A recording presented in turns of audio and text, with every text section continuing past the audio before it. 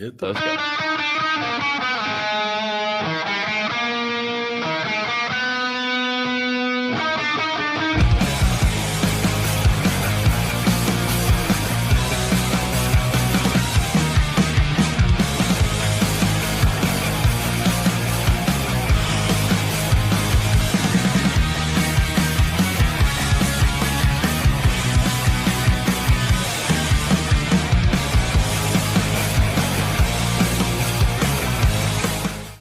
And welcome in, my friends. It's a great day to be alive in Pittsburgh, PA, alongside Mark Kaboly. I'm Chris Mack, and I don't know, it's a weird day. I'll explain more in just a second, but thanks to the Dan Heck team for presenting Kaboly+Mack. HeckTeamHomes.com, H-A-E-C-K, HeckTeamHomes.com. They are busy getting people in whatever they may need or out of whatever they may need, to be quite honest. You're looking to buy or sell a home in the Pittsburgh area, they are taking care of you. Dan, Michelle, the entire team, Jeremy, Corey, John, Keith, Heather, Mike, Tia, everybody. They're all over it, helping you find the home that is perfect for you. HeckTeamHomes.com. I'm Chris Mack. He's Mark Kaboly. We are both basically oozing ham from our pores after Easter dinner. I think most people, I don't know. I asked my family this yesterday, and everybody looked at me like I had three heads, kaboom. Why is ham an Easter thing? Like, I know some people have ham on Christmas. You can have ham anytime, really. You can have a chip ham sandwich on a Tuesday afternoon if you want. But why is Easter and ham, why are they like that? I've never figured it out. What's the reasoning? Doesn't matter. I mean, no, it doesn't matter. I'm just here's the thing. You're talking about. I figured you would know about this. Is you're already getting in to the ham sandwich leftovers. Okay, deviled eggs. Oh my God, I ate so many deviled eggs yesterday that when the dude wipes and I made our morning trip, it smelled like deviled eggs. Whew! Do you hit the fan like weird signs? Yes. Light a fire. Light a match. I don't care. Light a fire. Weird signs. You have to do something. I mean, it's just the polite thing to do. I don't really care, but that's beside the point. That's nice. Let everybody else just swim in your stench. Whatever. Hey, what goes around comes around. There's sometimes I am not a good airplane bathroom guy. When I went over this, I go into the family bathroom. Hey, why not? Because you go in there and it's the most disgusting thing ever, and it stinks so bad.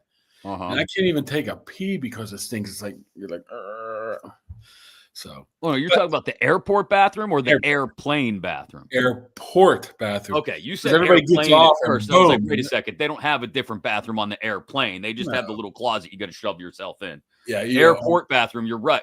Any public bathroom, I will always. And I'm sorry if this is like, I don't know, if you want to cancel me for this. I use the handicap stall. I'll be honest. There's more room. I can relax. No. I don't feel squeezed in there. Always, if it's available, I use the handicap stall in a public bathroom.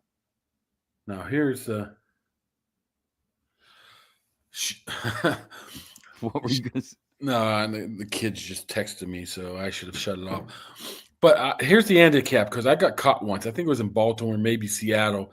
It's like a two-seater, the press box. I'm like, man, it's handicap. I go in there, do my business, and get out. And when you know there's a guy in a wheelchair just waiting right there. Oh. Because handicap means it's handicap accessible. Accessible, right. Only handicapped people can use it.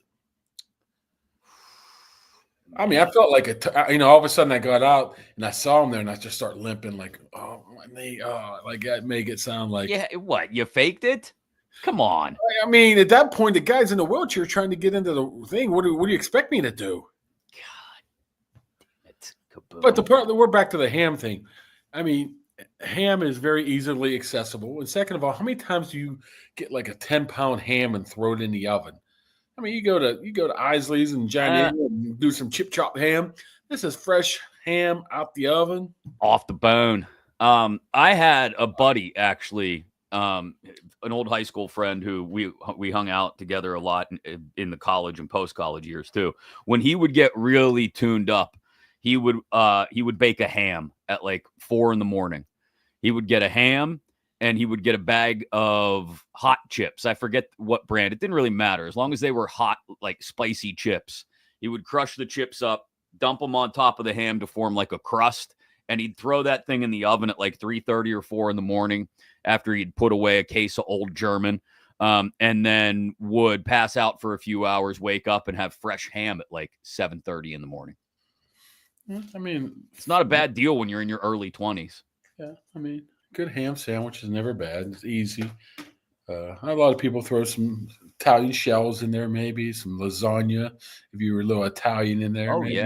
yeah. We're big on the Italian stuff for Christmas because my wife's family is half Italian. So, yeah, we'll do that up big on Christmas. But happy Easter to all of you wonderful Yinzers who are joining us here. Steeler fans are ready for the NFL draft. It is just 3 days away. We are going to play a game of What If in just a couple of minutes to talk about how we think things may shake out Thursday night, maybe beyond. Who knows? It was Mania over the weekend, WrestleMania 41. And, I mean, this guy here on the other side of the screen for me he's got a crystal ball, I swear to God. The number of things that he predicted correctly was outlandish. And we're going to go over. Yeah, I didn't even get into the one. I know. The tag team, I looked at the wife and said, Becky Lynch is coming out. How do you do this stuff? We'll get into it in a second. Oh, I missed a bunch too. Come on. Plus the Raw after Mania tonight on Netflix should be amazing. Justin on YouTube is telling us that Karrion Kross just dropped some kind of killer promo. Maybe I forgot he was part of Mania, huh? Yeah, that guy deserves a run. Anyway, we'll get into all that. We want to play the What If game in just a second. And don't forget, if you're one of the first 1,500 subscribers on YouTube, right now we're at like 1,150, I want to say it is, somewhere thereabouts. If you're one of the first 1,500 subscribers on YouTube, make sure your subscriptions are publicly viewable so we can see that you're actually subscribed. Once we get to 1,500, we will give away an autographed Pat Freiermuth Penn State football helmet. Thanks to our friends at First and Goal Sports, First and Goal Collectibles in South Hills Village here in the Berg. Don't worry, if you're not in the Berg, we'll make sure we get it to you. Our first winners, Larry Yellen in Southern California, and I always forget the name of our second winner. Are they eligible, those two, or no? Hell with them. Yeah, I don't see why not. Like, you're subscribed, you're eligible. But we've had winners in California. We've had winners in Florida to this point. We've got winners all over the world because we realize we are global. And I'm fine with that. So I want Jason Schwarter to win because he says I'm a legend. You can't pick people out like that. You can't. I'm sorry. So we'll do it by random drawing once we get to 1,500 subscribers. So go make sure you're subscribed. If you're subscribed, but you have other friends who you're like, you guys got to see this show. Kaboly+'s predicting WrestleMania matches before they happen. And Mac is talking about deviled egg scented poops and all the great stuff that happens here on the show. By all means, tell your friends to subscribe as well. And they'll be in the running for that Pat Freiermuth autographed Penn State football helmet. If you don't like Penn State, I apologize. I don't know who hurt you in a previous life, but by all means, you could then sell it to a Penn State fan. Do whatever you wish with it once you win it. Anyway, we've gone over Easter and the giveaway. Let's thank our good friends at Southwest Greens as well. It's beautiful. It's spring-like out there. I got the pool guy coming later today to open up the swimming pool. It was beautiful all weekend long. And you want your yard to be beautiful as well. Southwest Greens can do it for you. A beautiful artificial surface that looks and feels real, but doesn't require all the maintenance and upkeep, all the mowing, all the trimming, all the spraying of the chemicals every couple of months, all the watering in the dead of summer. Forget about it. It's all taken care of because your lawn is there for you whenever you want it to be. SouthwestGreensPA.com for a beautiful artificial surface. Jake is there waiting to hear from you. Tell them that Kaboly and Mac sent you. And then forget, like I said, all the time and money and effort spent on maintaining the lawn and just sit back and enjoy the lawn all spring and summer long. So 10:30 tomorrow morning, Kaboom. Mike Tomlin and Omar Khan are going to meet with the media, right? Yep. All right. Draft day media. Pre-draft media. I'm sure they will be very revealing in their answers. No sarcasm intended there. What do you ask them in this pre-draft press conference that you can actually hope to get a legitimate answer to glean some sort of insight on where they're going Thursday night and beyond? Well, nothing. They don't talk to anybody individually. I mean, you could talk about the people they brought in for their 30 visits, but that's already, he's been well on the record of saying that, I wouldn't read much into that. It might, it's tough. I don't know if the Aaron Rodgers topic will be permitted to be answered or asked. I don't know. I haven't been okay. If they don't tell you guys no Rodgers questions, I don't think they'll say that. Well, they wouldn't say it that way, right? They'd say something like, "Hey, we're only here to answer questions about the draft," or something like that, right? You have to ask it anyways. Yes, I think you do. So first of all, what do you ask and how do you ask it in this setting to where you're actually going to get some kind of insight? I think here's the problem. A lot of people, I don't think, understand that this is this intricate game that has to be played. Because if you just raise your hand and say, "Hey, Mike, is Aaron Rodgers going to be your quarterback or not?" Like, you don't get a quality answer out of that, right? You need to ask the question in a way that actually gets you some sort of insight and opens the door just ever so slightly for them to provide some level of insight. Yeah. I mean, there's a lot of, especially, first of all, Omar's very guarded with what he says, very short answers, and he does it on purpose. So he does not reveal much of anything. There's going to be a lot of, we'll move up, we'll move down type of stuff. We'll be on the phones, our boards set, stuff like that. I don't think you're going to be able to glean much into what they say. Tomlin, you have to present him with the ability not to respond with a yes or no, which is almost impossible. Every question can be like yes, no, unless you pull out the famed talk about. You said this the other day. Talk about, which is only down upon by sports journalists. It is, but it actually works with Mike T. It has to, because if you give him a slight out, he takes it. So, or you better be ready for the follow up. Why do you say that type of stuff? Okay, so it is a game. It's definitely a game. I mean, it's more going to be like what position. I've been to these for 20 years, man, and you're going to hopefully build your entire story off around one nugget. Steelers are interested in a quarterback in the first round, even though he was going to say it not in the first round, in the draft, regardless if they're interested or not. Hey, what about Shedeur Sanders? Whatever. I mean, maybe you have to go the Dion route. Mike, how well do you know Dion? And I don't know. I mean, you have to work around it. What I'm saying is, don't expect them to come out and say, yes, we will wait till August 16th at 11:59 p.m. before we make a decision on Aaron Rodgers. That's just. Ironically, I think the way they answer questions is going to be very similarly to something Rodgers said on Thursday, which is, we are open to everything and attached to nothing. That's a way to go about life, right? Yeah.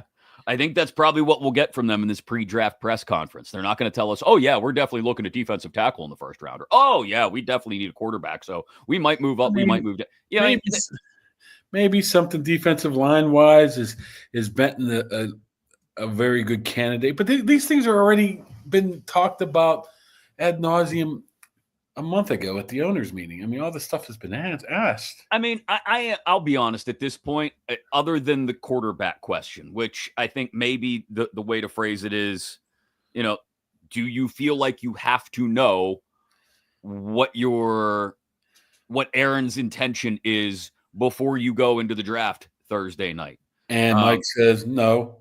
And there's your question. And there's your answer. And nobody around you will give you the courtesy to do a follow-up, so somebody will jump in and say, what about Kenny G? Is he going to play first down and second down? It's like, could you at least give me a second to follow this up? But no. You just set yourself up for a one-word answer. I did. See, this is why you're the 20-year Steelers beat veteran, and I'm just the guy with the microphone in front of me. Now, if he says no, then you say, why not? I mean, how can you do that? So you just got to be quick is the key here. Well, you better be you better anticipate what he's going to say so you know what the next step's going to be. Okay, so this is the game we play. I mean, you play this game so you don't get caught, with your tongue-tied like I did a couple months ago. It happens to the best of them. You get your tongue tied to it, and all of a sudden they move on. You look like a dope. So you got to be prepared for. Well, let's just open up our game of what if then, okay? We were going to play what if with different draft scenarios. This one? Why don't we just open it up to the comments and say, what the hell would you ask him? There you go. Where you're not going to get a one-word answer and a legit answer. And here's my favorite. Why would you hold him accountable? What the hell do you want me to do? Go sit on him? Yeah. I mean, seriously, what are we talking about here? Hold him accountable. Hold him accountable. Why don't you force him to answer that? Yeah, Mike twisting your arm. Answer it. Answer it. I will pay you, man. If you go up and shove Mike Tomlin down and sit on his chest until he answers a question, I'm laying low tomorrow. Oh, why? Come on. We need a leader to step up. Oh, yeah. Last time that happened, I become a meme. We need a hero. We're holding out for a hero till the morning light. John asked if you ever prepare a question to try and get a good Mike T-ism, a Tomlinism. No, he comes in with new ones. I think he sits in bed like you were doing your mock drafts. Yeah, and just writes, what can I write next? What Tomlinism can I write next? Because some of them are obviously prepared. I would set them up. Some of them are very easy to set them up for. Like, you could ask him about, why Roman Wilson didn't get more playing time after he was healthy last year. And he'd give you a classic, well, it's difficult to jump on a moving train at this level. It depends on how fast that train's going. Fair. All right, let's play some what ifs then. Okay, we're gonna play. We'll play the what if game. What if you didn't eat so many deviled eggs? What if I didn't eat so many deviled eggs? Then I probably would have had breakfast this morning. But I don't even need breakfast this morning because I had so many deviled eggs. Yeah, no, it smells like the Claret and Coke works have wafted over the hill into our neighborhood. Lots of sulfur in the air. So if somebody asks, Mike, do you feel like you need to know do you feel like you need to know a response from Aaron before you go into this weekend's draft? And like you said, he's going to say, no. Then you jump right in and say, why is that? There's your quick follow-up, right? There's your what if. Bang, you hit him with a quick follow-up. I don't think that far ahead. You just said you got to think about the different scenarios. No, I'm responding as Mike Tomlin. I just don't think of that way. Okay. He'll drop. Honestly, I didn't give it much thought. To be quite honest. So this is one real quick. Much thought.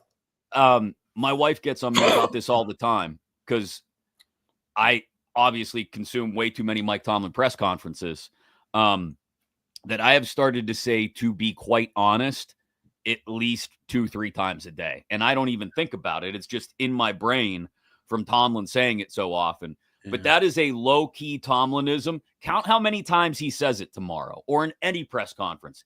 To be quite honest, should be the free space in the middle of the Mike Tomlin bingo card. Yeah, keep an eye out for that. It's tough when he tries to pull out a new one, It's you can see what he's trying to get at. I don't know. I would like to know the process of it. Like I said, the squashing grapes. I mean, did he read that in like a book? I mean, that's where I think a lot of them are inspired by something he reads. I can't force him to talk about Red Barns, to be quite honest. Another thing is the media people tend to, I noticed the questions to him have some Tomlinisms in it. Because I think so many of us have been around it for so long now that, like I said, it seeps into our everyday, just conversation, our everyday vocabulary. And so when I say to be quite honest, I don't even realize it's kind of a Tomlinism as I'm saying it. Maybe that's what you ask him about tomorrow. Ask him about his Tomlinisms and if he's got any new ones for this year. Forget the draft. It's tough, man. Hey, Mike, you've seen any new memes lately? Honestly, I mean, everything that's... Mike, can you give everyone a truthful answer? Was I, in fact, sleeping when I was sitting next to you down in Florida? I saw some highlights of the Hall of Fame induction for WWE, and I saw a lot of people sleeping there. It was like 4 a.m. I don't know why they had to do it so late. Well, I don't believe they were sleeping. It was just a bad picture of us. If I'm just like this and you take a picture, it looks like you're sleeping. Yeah, I know. I know. Well, I said this. Everything that was said in his 20 to 40 minutes a month ago is not going to change to now. The only thing that's changed is that some different people around him, as in media members. And Omar talked for 15 minutes. What's going to change there? I mean, and you're not going to talk anything specific about the draft. I mean, I'm not complaining that there's media availability, but that's only because it's demanded by the league. But you're not going to get anything. You're not coming. I don't think so. Well, we'll talk about it on Wednesday and see if anything good came out of it when we reconvene on Wednesday morning, which will be just about 36 hours or so. Hey, Mike, how was that meeting with Jackson Dart? I heard you weren't there. Go ahead. Open up that can of worms. See how that works out for you. Yeah. How about this? How about that? People actually throwing real questions at us. There you go. When you're evaluating prospects beyond tape and interviews during visits, what are some of the intangibles that move the needle for you? I like the move the needle. That's good. That move the needle for you. Oh, I mean, I've asked that question last time about guys, especially with Omar. They always want to have football junkies, football 24/7. Got to love the game, but how do you determine that? Well, you can just tell. Okay, great. There's some people that love football, and there's some people that are good at football, and there's a distinction there. What I'm saying is, if you're good at football, it doesn't mean you have to love it. Right. Like there's guys like, say, Jason Worrells was pretty good at football. He just didn't love it. Didn't love football. Yeah. So they want the love guys. That's usually the difference between a star, a guy that's being around in the league for 5, 10, 20, 15 years, whatever, compared to a guy who's a one and done, one contract and move on with the rest of your life. You have to love it. I mean, the TJ Watts, the Cam Haywards, the Minkas. I know these are high-level players, but they're high-level players.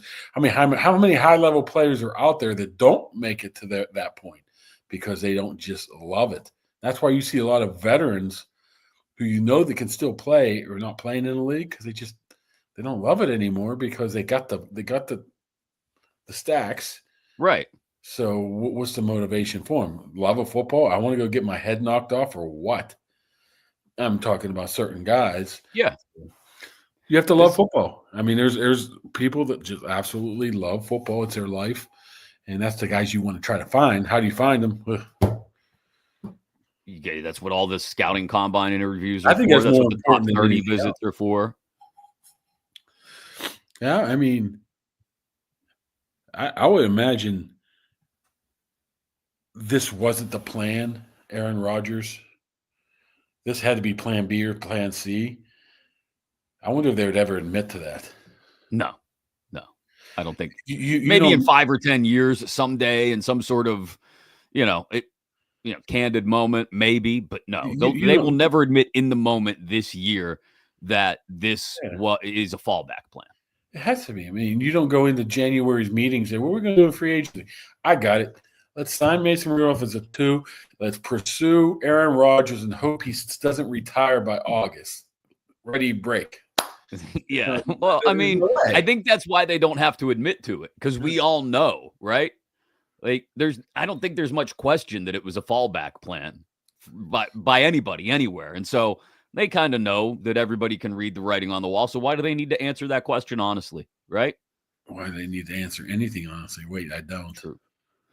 This is a good one. How about this? David workshopped on YouTube a question for us. How does Aaron Rodgers' decision in that timeline affect your draft plan? He said it might get some BS back, but at least it's not a yes/no. David looks like he's on the beach there in his profile picture with Aaron Rodgers in a significant relationship.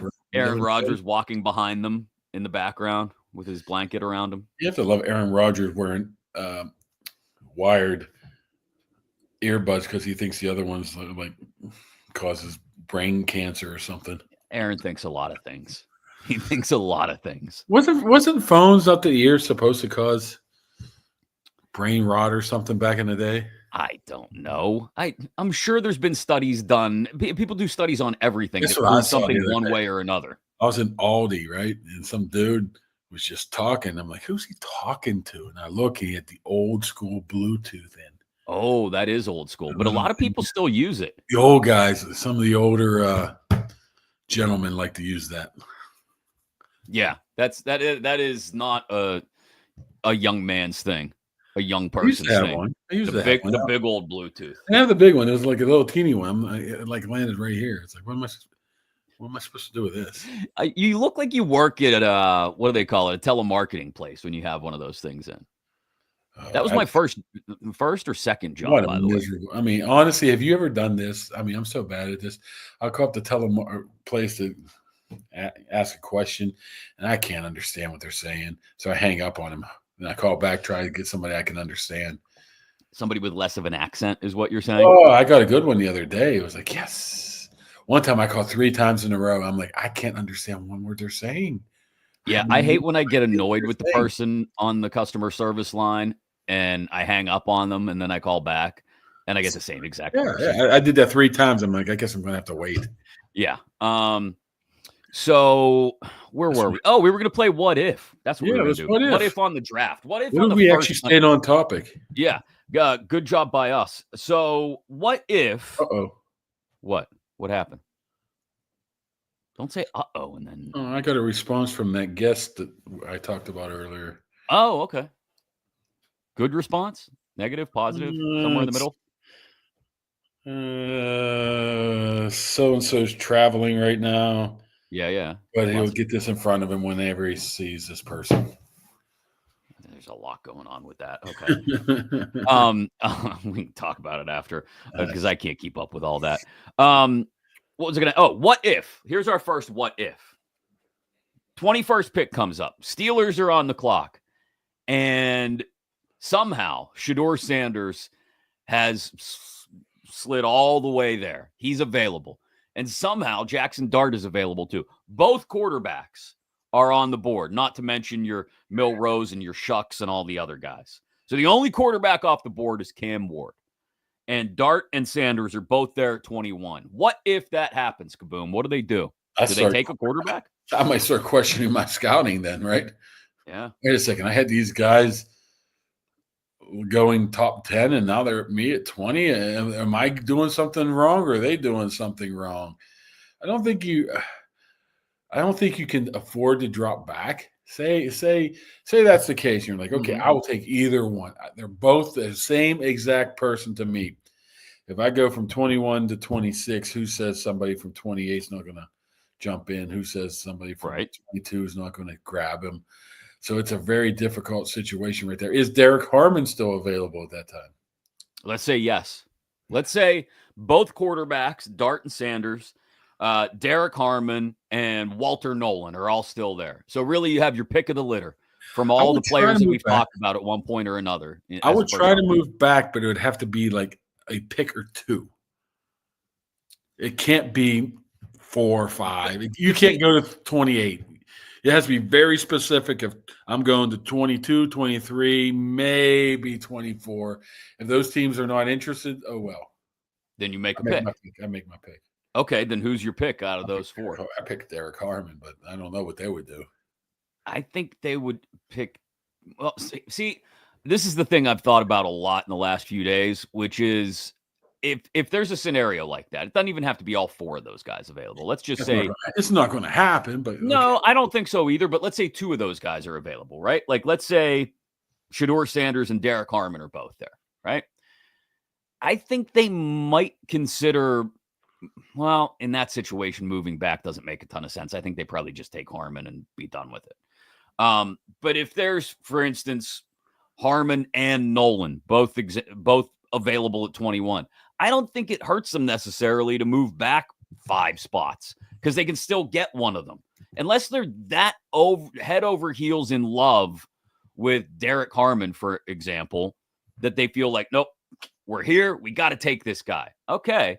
But I just think there's so many similarities between guys, whether it's Harmon and Nolan or Dart and Sanders or whatever position you could be talking about. It could be different positions that the Steelers aren't interested in. When you get beyond 20, when you get to the last third of the first round, that 20 through 32 area, like there's so many similarities and potential for guys that I just think it doesn't kill you necessarily to move back 4 or 5 picks and pick up a second rounder if you can. But the only possibility that would look like is, if you look at the board, is what? The Rams at 26? Who else would even be? I mean, if you're in the 23s to 30s, you went deep in the playoffs, you made the playoffs, and you pretty much have a good quarterback. Except the Rams have a almost 40-year-old who, they might want to move on from. So, not move on from, but he's getting nearing the end of his career. So, sure, the Rams will do anything, but do you want to go from 21 to 26 and take that chance? Well, teams might want to move up for different things, too. They might not necessarily just be moving up for quarterback or defensive line. They would tell you. Would they tell you? Would you say, okay, who are you taking? They're telling you. I'm not telling you either, but they might be moving. I mean, I think you can look at any of those teams from 22 through 32, really. Again, aside from the Rams, because their quarterback is aging. You can look at any of those teams and say, okay, if they're moving up, it's not for a quarterback, right? Like, none of those teams is moving up for a quarterback. So you'd be able to say, hey, if Dart and Sanders, the scenario that we started with, are both there at 21, and the Rams call you and say, hey, listen, we know you guys don't have a second round pick. We'll give you our 2, which is, 58 or whatever it might be. And we'll swap first. Sound good? And you go, okay. And they take one of those 2 quarterbacks. You would think so, because then you look, then you have the Chargers, Packers, Vikings, Texans, and who's going to take a quarterback there? None of them, right? So none of those guys are going to take a quarterback. Now, there's a chance that someone else, like you said, might move up. If Cleveland or the Giants don't take a quarterback in this scenario, they wouldn't have. Then they may move up from, 34, 35. So you got to worry about that. I don't know.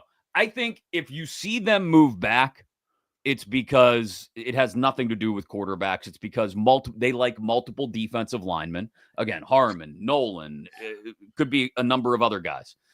And they're willing to move back a few spots, pick up a second rounder. They realize how valuable a second round pick is, and they could still get a quality defensive lineman. If they stay put at 21, it's because they absolutely love a certain player. I just think in this draft where you don't have a second round pick, you have to be open to moving back and kind of rolling the dice on getting what you want. This is the way I see it. I think Ward goes 1. I think Sanders goes 3 to the Giants. And I think Dart goes 14 to the Colts. 14 now, not 9 to the Saints? I think the Saints might be, why would they need them when they got the 107-year-old Spencer Rattler?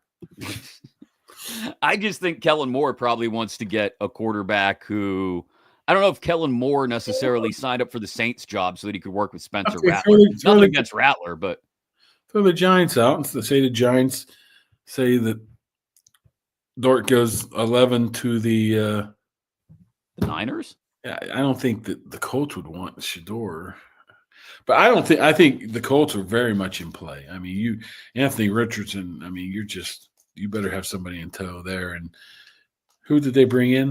Danny Dimes. Exactly.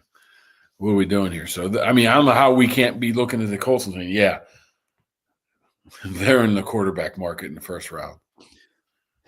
I mean, I wouldn't say, look, if I were the GM in Indy, I would be looking at a quarterback. I don't know, though. Like, if I'm Indy and I'm at 14 and let's say Tyler Warren slides, although it sounds more and more like people might take him a whole lot earlier.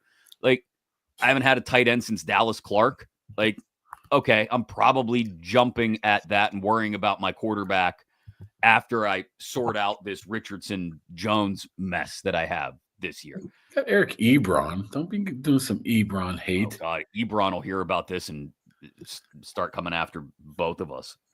Doesn't like can you even count on a team like the Dolphins? You got Tua's 17 concussions followed by You Zach keep mentioning that. Zach Wilson? What are you hearing about the Dolphins and I'm not Tua? hearing anything. I'm just using common sense. You got a guy who's a bang. I mean, when was the last time he played a full season? Tua, it's been a while. Yeah. I mean, you got Zach Wilson as your number 2. That's it. Yeah. You talk about the Steelers having 2 guys. Huh. Well, no, DP played a full season 2 years ago. He played in 17 games. I thought 2 years ago, did he? Yeah, 2023. I thought he got hurt in the Cincinnati game, or was that 2 years ago? You're thinking back 2 years ago now. I'm not saying there aren't concussion issues or concerns with Tua. I'm just saying I don't think the Dolphins are spending a first-round pick on a quarterback this year. That's what you thought about the Atlanta Falcons last year. That's what everybody thought about the Atlanta Falcons. I'm not. That's a great point, right? But I think they looked at Penix a whole lot different than anybody looks at any of the quarterbacks in this draft. Why wouldn't Seattle be interested? Why wouldn't the Raiders be interested? Seattle, because they just spent a shit ton of money on Sam Darnold. 2 years. Somebody spent a shit ton of money on Kirk Cousins last year. Just because the Falcons did one thing, I don't think it necessarily translates to everybody else now doing that thing, especially with this quarterback class. Hey, I'm more than happy to ride with the Mason Rudolph / Aaron Rodgers combo, get a defensive line and run it back next year and see if you can either acquire a quarterback or draft one higher. I'm fine with that. Yeah, and I come all the way back around to no quarterback in this draft class has been especially impressive and shown they're worthy of a first-round pick. Look at Zach Wilson. I mean, how many teams has he been on? He was, 2 overall? Yeah, that was 3, 2 or 3. I mean, what are we talking about here?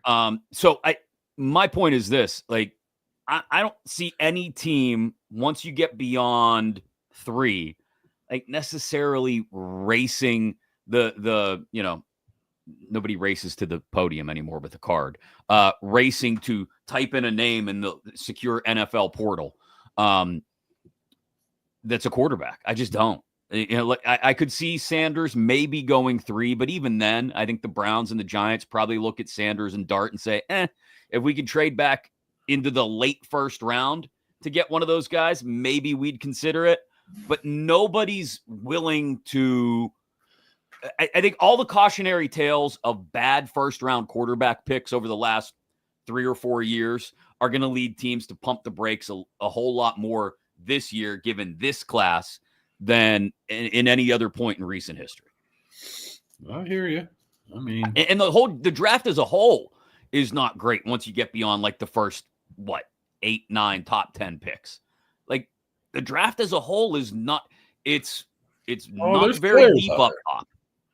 There's players out there, but there are. I'm not saying the draft sucks. I'm saying there isn't a ton of elite level talent in this draft. Yeah, I think that has. I mean, I think part of that has to do with NIL, at least the back half, because guys that can still make money stay in the league rather than knowing they're going to be a 6th or 7th round pick, and that just pushes everybody up.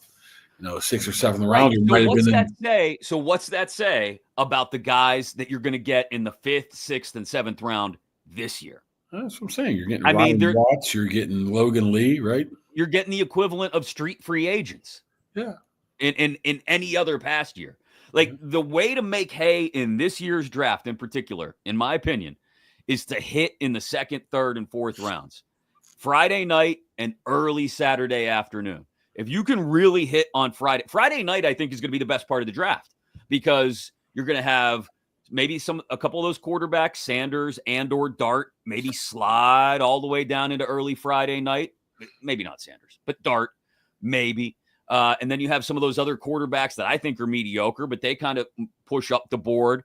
Milrow, all the typical names that we keep mentioning, Shuck,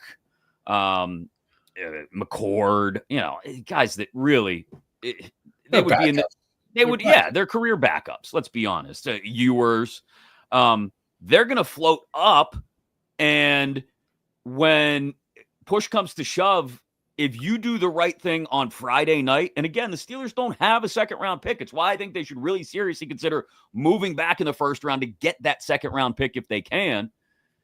Then you're going to miss out on a ton of opportunity. Look at all the running backs available in this draft, like the Travion Hendersons and Quinshon Judkins of the world. Scadaboo. Who else? There's a ton. The kid from Tennessee. A ton of running backs in this draft that you could jump on in the mid to late second round. And I think you'd have a guy that you'd feel good about having under contract for the next 4 years to work as a complement to Jaylen Warren and anybody else. I think the same goes with some of the receivers, offensive line. Let's not forget, Sayamalu's only got a year left on his deal. Maybe you get an interior offensive lineman on that second day. Maybe it's another defensive tackle and you really build up the trenches. Maybe it's a corner to pair with Porter and learn under Slay. I just think second and third round is where you make all the noise in this draft if you really want to get the best value out of it. No, that's what everybody thinks. So if you think the Steelers can package a compensatory or one of their multiple third round picks next year to move up from 83 to in the 60s, that's quite expensive. I think if somebody is willing to move up for, again, it could be an edge rusher, it could be a corner, it could be a receiver. I don't know what all the specific needs are of teams in the mid to low 20s, but if somebody wants to move up and they're in that 24, 25 to 30, 31 range, and they want to move up to get something specifically at 21, by all means. As soon as they call, you say, yeah, give me your second round pick, and it's a done deal. And if they really want it bad enough, they'll give you that second round pick, and now you're back in play on Friday night somewhere in the 60s. Unless you want to trade TJ Watt, right? Oh, stop it. That could be a question asked. Pickens isn't actually in play this weekend, do you think? I don't think so. It doesn't make any sense to me unless I keep putting that caveat on it. If he comes and says he showed up today, I believe today is the first day of off-season workouts. He doesn't have to be there, but they normally do. And says, Coach T, I want out. I just can't be the second fiddle. Then they'd move him. Other than that, it makes no sense of why you would move him. I mean, you're going to get a third-round compensatory probably back for him, and you're paying $4 million for the guy. I mean, what are we doing here? You're paying the guy $4 million to be a legit star number 2 potential, and the only thing you're losing is from a third to maybe a second if you trade him? Is that the highest you're going? You would probably be lucky to get a 2 for a guy on an expiring contract, I guess. More like a 3, but let's just say 2. So is it worth it? No, to me it wouldn't be. It's not worth it this year. And again, you've mentioned this multiple times, and I think it's true. They consider themselves just a quarterback away right now, right? They might not even think that. But they consider themselves in the midst of contending, if not close to contending. So they're not trading a guy who can help them right now. I mean, you win 10 games last year, and you're thinking you can get an upgraded quarterback, an upgraded wide receiver position, and upgrade maybe a cornerback position. Why wouldn't they think that they can win 11 games, 12 games? I'm trying to think of how they think. We think they stink and they should tank. They're thinking we won 10 games with, limited offensive weapon power here. Unlimited. So if we add this guy, make a tweak, Gainwell here, Slay here, everything goes right. Why can't we win 11 games? Why can't we win the AFC North title? I think you're right there. I think you're inside their heads right now. I think that's what they're looking at it as. Is that wrong though? I don't think so. If you have an opportunity I would much rather give it all I can give to, if it's 10 games and losing the first round playoffs, oh well.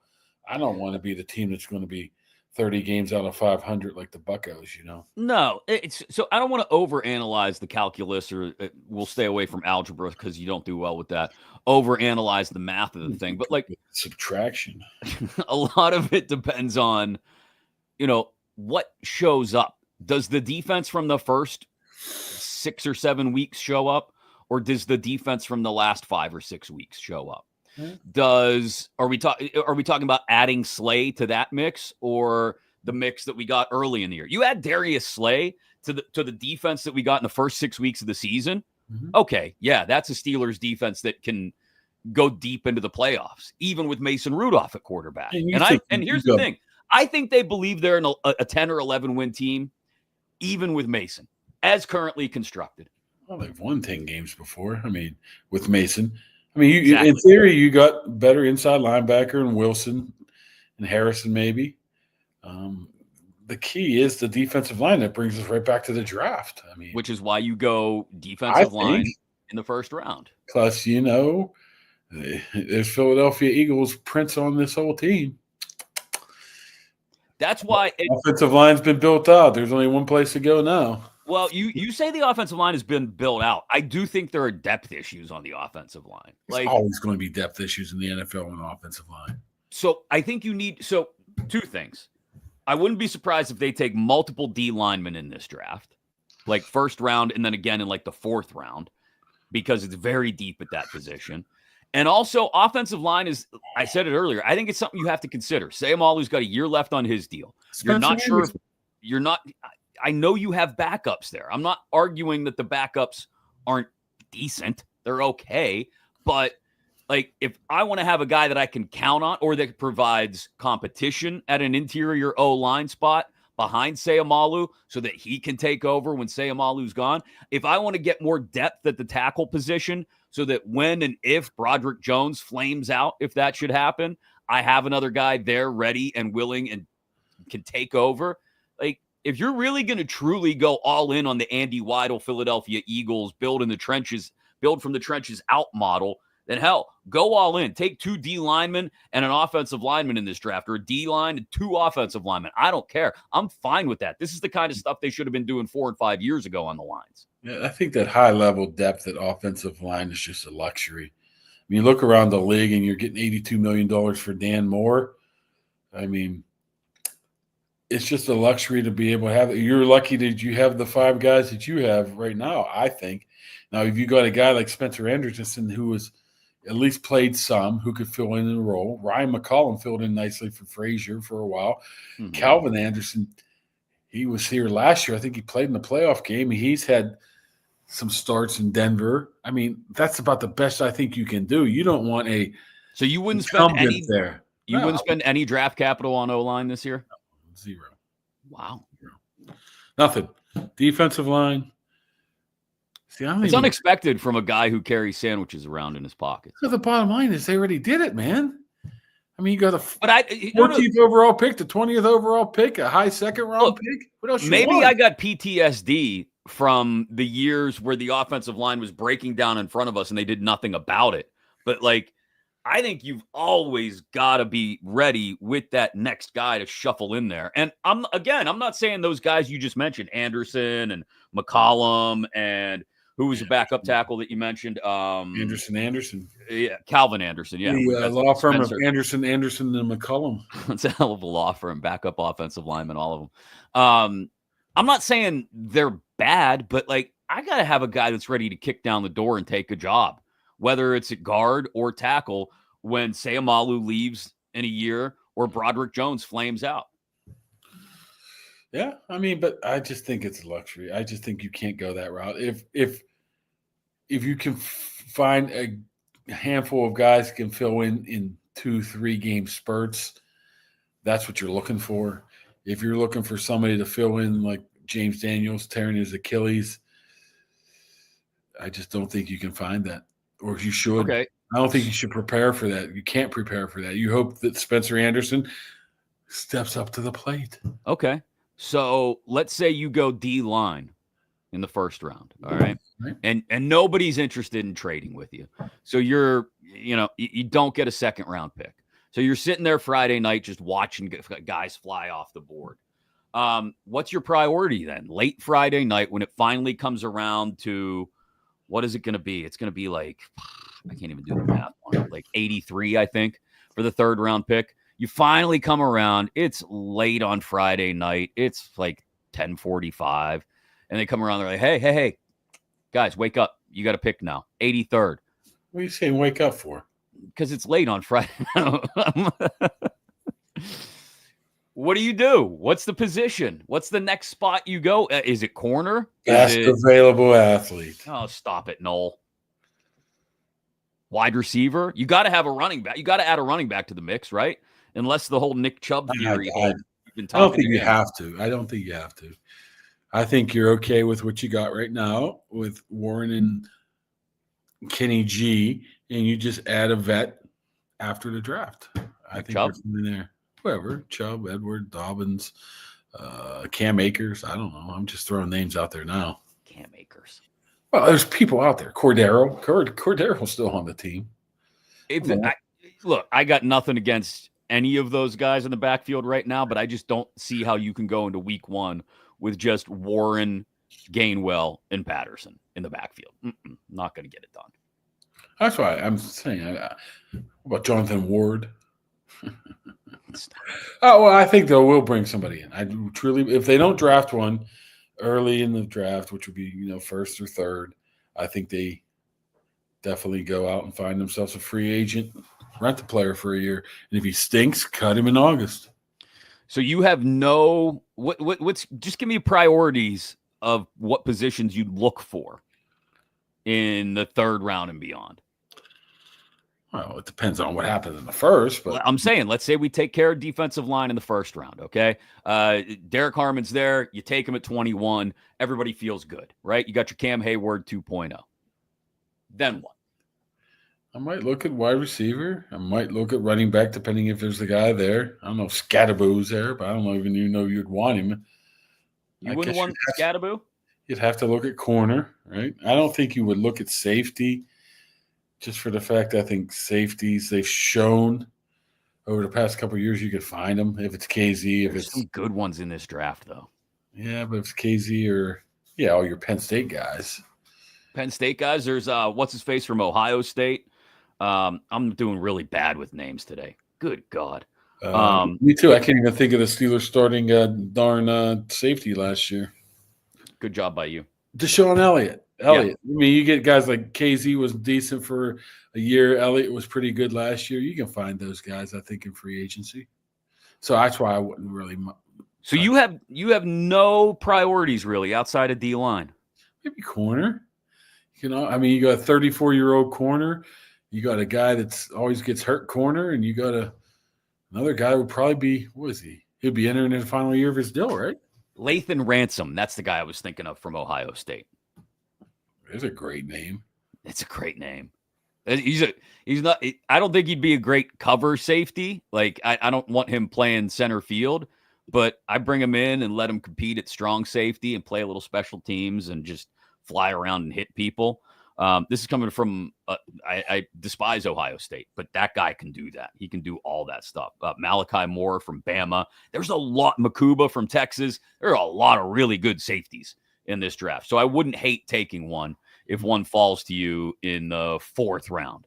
But I don't know. I mean, you make a good point. Like they've got veteran free agent fallback positions at a number of different spots. They got some cash. And yeah, they still have some cash around, which probably isn't all that necessary for some of the names that are still out there, but they can use it. And whatever they don't use, they can give to TJ, which I'm sure people will absolutely love when it finally happens later this summer. It just kills me, man. What, the people are still mad about TJ? No, the people, just people in this city is just so crazy to me. They want everybody to, they want to have a good team, but they don't want you to pay the players. It's any player that gets decent amount of money, it's like, oh, he's overpaid. He doesn't deserve that. I mean, if you give, well, I think most people. Here's my argument. I just bothers me. In contrast to this, I think most people in this town would agree that we think, and I think a lot of people around the league, although PFF would argue this, a lot of people think that TJ Watt is better, even if just by a hair, than Myles Garrett, right? Like, a lot of people would make that argument, myself included. So then why not pay him just a hair more than Myles Garrett? Like, that's the way the market works of individual player contracts. You can lose playoff games without him. How many playoff games have they won without him? Well, you can miss the playoffs with Sidney Crosby, right? But you don't trade him. I think you said that to me in a text the other day. That's true. I mean, I was just making the point that it's. I know, and it's on both sides. It's a fantastic point. Yeah, I mean, you Like can certain finish. people you don't get rid of. You can finish fifth worst team in the NHL with or without Crosby, but you don't trade him. TJ Watt hasn't won the playoff game, but I can guarantee you they're not going to win one if they don't have him. Well, TJ Not Watt anytime hasn't. soon. TJ Watt not winning a playoff game is not a function of how good or not good TJ Watt has been in the playoffs. He had a touchdown in one play. Exactly. How about that? And they were winning that game. Yeah, and then they ended up getting absolutely torched in the second half, but the reason they were in it in the first place was not because of their quarterback in that game. It was because of their all-world edge rusher. Tony's burner. Do you not realize that one guy played interior defensive lineman, the other guy played outside, and they're two different human beings too? What are you talking because about? One got hurt doesn't mean the other one's going to be hurt. They're clones. What are you talking about? So thanks as always. I mentioned it's chaos at our house today. The pool guy is coming to open the pool. When am I invited to the pool? As soon as it gets open. I ain't going to no pool. Why not? Nice hot day. I throw the kid in there, but not me. Lay on a raft with a drink, a frosty drink. Standing invitation, Kaboom. Come on over. Once it gets open. But we had to have the AC guys come out again because the AC, we used it over the weekend because it was so hot. It got up in the 80s, and immediately the compressor blew. So our guys at Impact HVAC are replacing that today as well. I swear they should have a dedicated parking spot in our driveway. Are they behind you right now or not? No, they're not. They're not out there right now. But you need something fixed, taken care of. You go to start up the AC, and the thing blows because it's old. 412-297-1852. That's Impact HVAC. Or on Facebook, you can find them as well. Impact HVAC PGH on Facebook. They'll take care of you. They replaced our furnace a couple of weeks ago, and they're replacing our AC compressor this week. Isn't it nice to have a house that's about 15 years old and everything's breaking down? So that's the chaos. And the groceries got delivered at the same time, too. Whoa. Plus, the kids are home from school because it's the day after Easter. What are you calling a TO on? Grocery delivery? That is so cake eater, man. It is not. Do you want to go to a Walmart? I'm not going to Walmart. Exactly. I go to Aldi. Can I tell you what a deal it is? I am not going through a website and saying, "Yeah, give me some butter, some bread, but not this bread." I mean, get the hell out of here. You just don't like technology is your problem. Oh, I think it's goofy. It's not goofy. You're just afraid of technology. You're having people deliver your food for you. Your butter and your Coke and your ground meat. Yeah. See, there's two issues here for you. One, you're just naturally a distrustful person. And two, you don't like technology, which is the two reasons you can't handle this. I can't trust Brian Garrett right now, but that would be funny if that was true. No one delivered Uber Eats. Well, I did see a picture of him waiting outside on his phone and his gear. So there's some truth to it. So I don't know if it's we need to see a receipt there, old pony burner. Yeah, we're gonna have to. I need some proof. Sorry.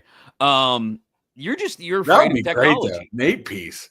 That's probably like $35. Dude, we had what did we get on Saturday? China Eagle, underrated chicken, but go ahead. Very good chicken. Oh, we got Chipotle delivered on Saturday because we had a gift card that we had never used for DoorDash. It's a 5-minute drive down the road. It's not. It's 15, but that's okay. 5 minutes. We had a gift card for DoorDash, so we just had it delivered. So no. This is the crux of the matter here. Technology is your problem. Technology. We had a gift card. I don't know how much more clearly I can say that. Who gives you a DoorDash gift card? I forget where it came from. Yeah, it doesn't matter. It finally got used. You're opening your pool. You're having groceries delivered to you. Going DoorDash. What the hell? You live 5 minutes down the road. And I'm going to Aldi. In more of a cake eater neighborhood than mine. When I go to Aldi, I go to pick up my Jersey Mike's or whatever. And what is the other thing? I don't have a pool. I don't think I'm allowed to have a pool. It wouldn't fit in your HOA, baby. backyard, to be honest, with the hillside there. You'd have to No, worry you about can. the hillside falling in. I think the HOA says you're not allowed to have one or something. You're not allowed to have a pool in your neighborhood? It has to be Damn. approved or something. I don't know. No above ground pool. I know that. Jeez. Well, then maybe our neighborhood is fancier than yours, even though it's only 5 minutes down the road. DoorDash. Why don't you send me some DoorDash? What you get like a car ride? Your chauffeur drive you to Y108 every day too? Yeah, that's exactly how it works. Wow. Yeah. Anyway, I'm the least of a cake eater. No, you go out of your way to avoid convenience. That's your thing. Convenience. You spend 40 minutes on the website clicking on what kind of food you want. How about if you walk by, oh, those pickles look good today. Can I be honest? I'd rather have my wife fill out the grocery order on her Walmart app and not walk through the store and buy every little thing that catches her eye. She is an impulse buyer. On the app, she goes through, she picks out exactly what she needs. Boom, it's done. It shows up. She goes to the store. I have to go with her to keep her from buying everything in the store. Give me some baking soda. I literally have to steer the cart away from the Aldi Finds aisle so that she won't buy some random shit for $6 just because it's on sale. Yeah, I think that's the thrill of going to Aldi. See what's in the old Aldi Finds aisle. It's the first time anyone has ever said that's the thrill of going to Aldi in recorded human history. I love Aldi. I don't even have to pay a quarter to get the old card. I use the old key technique. What? Get the back of your key and push it in there, and it pops. You're it up. too cheap to put a quarter. Sometimes I don't have a quarter in my car. Wait, what do you do? You're gonna bust my balls about getting groceries delivered and DoorDash and having a pool. This is the whole point. This is the whole point. This is what I hate. This is what I do hate when people say, "Hey, can I have that cart?" You feel like a jerk saying, "Give me the quarter." Then all of a sudden, you're all. You don't ask for the quarter. Well, what I'm saying is, if you're pushing your car back and they're like, "I'll take that for you. Give me my quarter." No, you're like, "I'll take it. It's only a quarter." Yeah. Then you lose your Aldi quarter. Then the next time you go, you're like, "Damn it, I don't have a quarter." So what do? You keep quarters in the cup holder in the car, so you have one when you go to Aldi. I gave it to the lady when I went there, when I gave her my cart. That's the point. There's one quarter in circulation in the entire South Hills, and you gave it to the woman. Well, sometimes I don't. I mean, when do you use coins? I couldn't tell you last time I used cash. So you think I have coins? That's another thing is, how does old people have pockets full of coins when all they do is when they pay, they pull out the coins and pay the exact price? If it's $6.32, I got 32 cents. But they always have a pocket full of coins. How that doesn't match. I can't get over you. Doesn't basically match. Stealing the Aldi cart. I put it back. The whole point of it is so you don't leave it in the middle of the. I can't because my key's in it still. You pull the key off, you push it in, and you're good to go. The problem is if you're bringing it back, and somebody says, "I'll take that card," you'd be like, "Oh, you can't because my key's still stuck in it." Jeez. That is. I'd never heard of that. I didn't know that was. I didn't know you could basically hotwire an Aldi cart. Sometimes you have to. No, you just then if you've never gone to Aldi without a cart, and without the quarter, you just grab a bag and you just throw stuff in the bag and then you go. Yeah, nah. Too much for you, huh? All right, what'd you think of WrestleMania? Best moment of the weekend for you?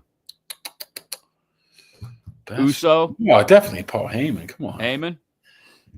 Now it makes all sense now, right? Paul Heyman reposted my story that it was basically spot on of what happened and what was going to happen. Well, yeah, that was big. So that was a little bit of a clue. Let's go through all the things you predict. You predicted Jey Uso would beat Gunther. Well, it's easy there. I didn't like the ending though. I get it.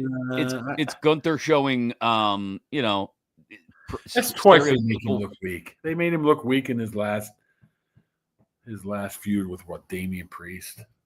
Yeah, I don't know. I don't necessarily like. Unless he's going away for a while, he could be. That's true. You predicted Jacob Fatu over LA Knight. Yeah. That was a good call.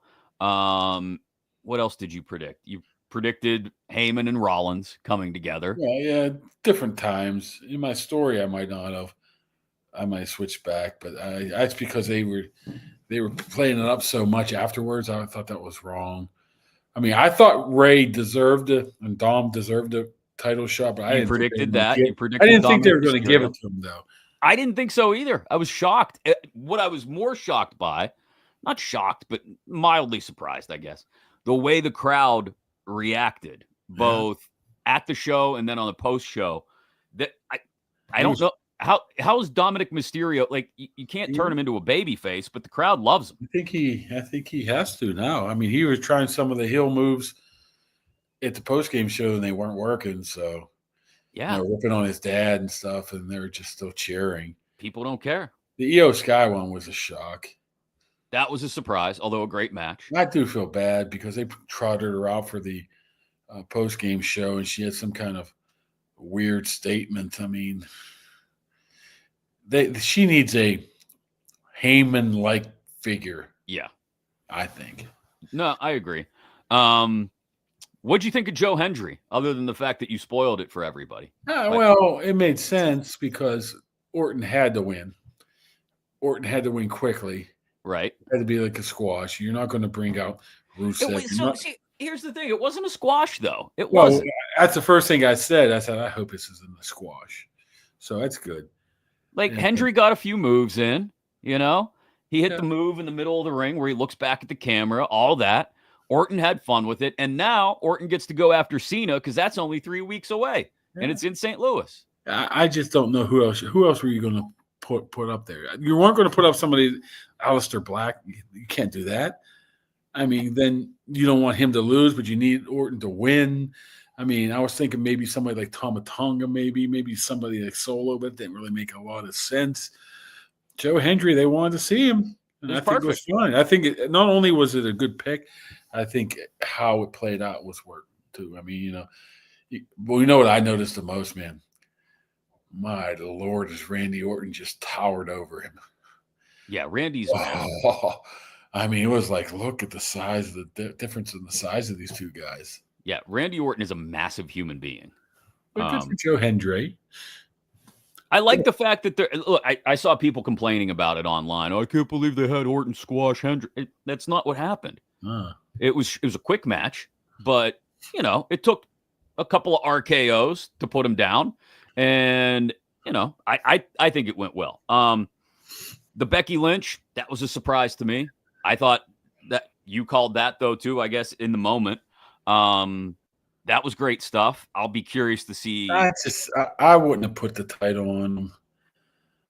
I just wouldn't have. Now you're pairing Lyra Valkyria. I can never pronounce her Lyra name. Valkyria. It's not with Becky now. I mean, I would rather much Becky go out on her own, and I don't think a Lyra Valkyria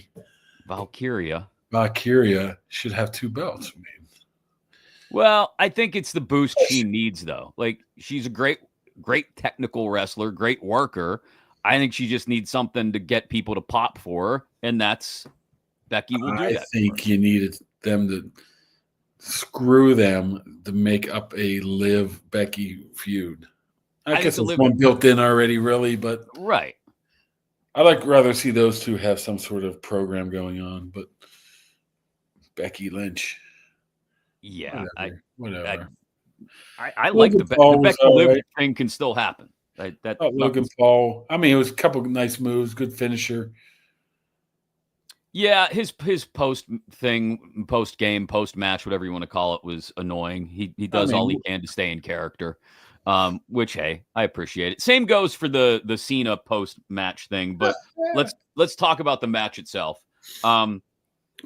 I think bringing Travis Scott out and having him be a part of it as much as he was is all a part of the plan, in so much as it gets like the hardcore wrestling fans, it gets them pissed off. It gets them to hate Cena even more, right? And the whole angle here now is getting people to hate Cena so that Cena will take his ball and go home, right? He said he's going to ruin wrestling tonight on Raw. Are we sacrificing WrestleMania integrity for this now? You got very new eyes on WrestleMania, right? Mark, the first WrestleMania had Cyndi Lauper involved. Like, come on. We're Like, it's expecting big WrestleMania. It's spots. about drawing in the average everyday person. Look, Travis Scott didn't do anything for me, and who knows how many people it actually did anything for. But like, I'm not gonna get all up in arms about it. I kind of walked away from it and said, that was kind of underwhelming, sure. But I think that rolls into it. It's like that thought you just expressed. Man, are we going to sacrifice the integrity of WrestleMania? Other people are legitimately having that thought and going, man, this sucks. I hate Cena. I can't believe they did this. I don't think it's Cena. It's like, what is Triple H doing? What's the writers doing? My thought is, how many wrestlers are boys in the back saying, wait a second here. Travis effing Scott gets an entrance down the biggest stage of our Super Bowl, so to speak. He walks that big aisle with his own music, with his own belt or whatever the hell he had. And I'm just like busting my ass here and just watching this happen. I think they could have avoided it all if the old final boss would have just poked his head out. At least you could have distracted it a little bit. You would think that this is a part of a bigger plan, but nobody wants to look back 10 years from now. You know how it's like, I went to WrestleMania 15. Yeah, that's when Butterbean beat the hell out of so-and-so. It's going to be like, you remember WrestleMania 41? Yeah, the Travis Scott one. It's like, what? I don't know. I just don't. He could be involved. I just don't like how much that was involved. And no Rock. What are we talking about here? Well, Rock's in Hawaii. I don't know. Is he doing a movie or whatever he's doing? And what he is? He's the Rock. He's worth $1 billion. I'll be back in a day. Hold this up for a second. I don't know, but I'm sure he has to show up tonight. He has to. Does he have to? He has to. He has to. I think he has to show up tonight. This was mentioned at the start of the show, and then I'll bring this up because I think it's a good wrap on the WWE and Travis Scott topic. And plus, Paul Heyman and Jon Cena is going to be on Pat's show here in about 15 minutes. Yeah, that should be good. I want to see what they both have to say.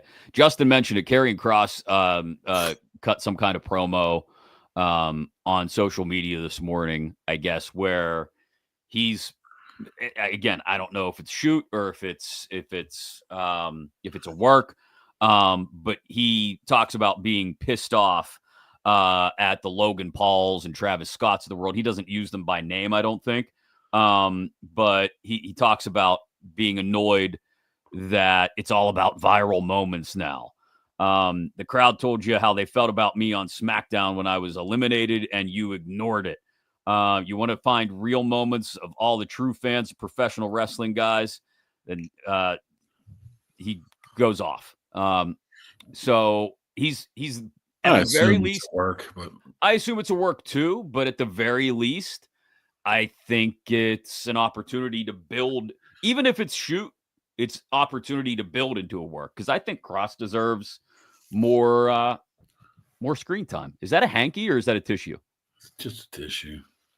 What I thought you espoused the virtues of the hanky the other day. It's actually my hanky. It's actually my napkin that I was eating my ham sandwich with. Wow. So you didn't even get a Kleenex. You make me go on. You're so quick, for God's sakes. So quick. You got to dictate what time. I told you. As soon as I walk in, it's like on the computer. It's up to you when you log in. You said 10:45. You know what? By the way. Yeah. Paul Heyman's unbelievable. He is. By the way, did you happen to see the Roman Reigns nut shot? When he went like this? He twisted it? Yeah. This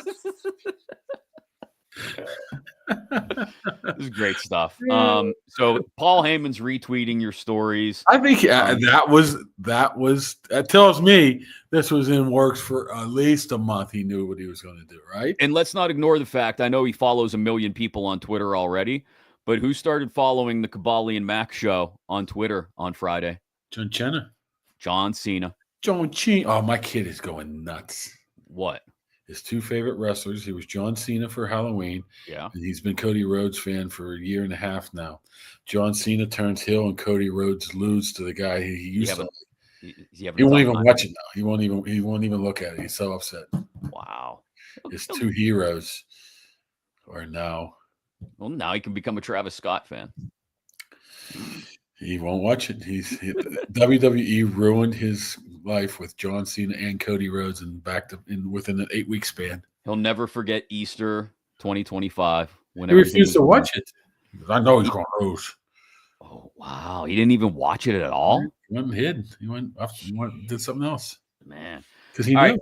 Don't forget, if you're one of the first 1,500 subscribers, and we've got about 350 to go on YouTube, then you will be eligible when we do the drawing once we get to 1,500 subscribers on YouTube.